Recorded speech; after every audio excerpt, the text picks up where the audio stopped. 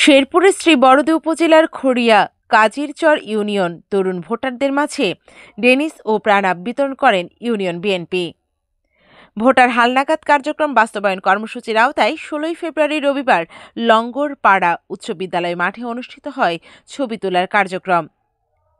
সকাল থেকে ভিড় জমে ওঠে তরুণ ভোটারদের। তরুণদের পাশাপাশি ছুটে আসেন নারীরাও। ফলে অন্যরকম এক উৎসবের আমেজ বিরাজ করে বিদ্যালয় মাঠ জুড়ে।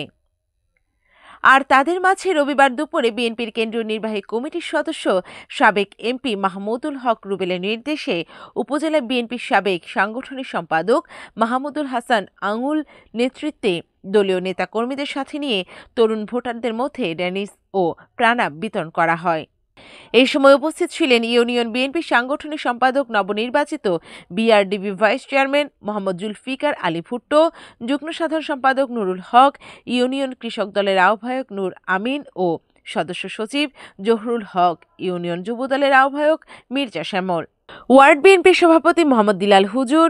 আর উপস্থিত ছিলেন সদস্য সচিব মোহাম্মদ কামরুজ্জামান, যুগ্ম আহ্বায়ক নূর ইসলাম এমপি, যুগ্ম আহ্বায়ক আমির হামজা, সদস্য মোহাম্মদ আঙুর মিয়া, ইউনিয়ন বিএনপি ও তার অঙ্গ সহযোগী সংগঠনের নেতাকর্মীরাও উপস্থিত ছিলেন।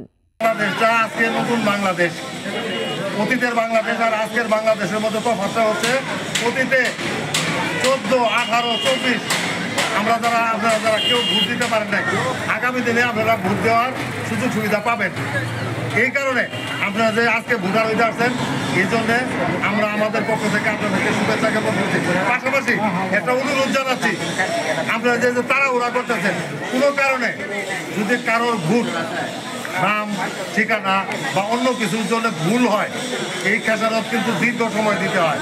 নির্বাচন কমিশনে আপনার পরবর্তী যায় এককভাবে আপনারা চেষ্টা করে অনেকেই আজ পর্যন্ত ব্যর্থ আছে।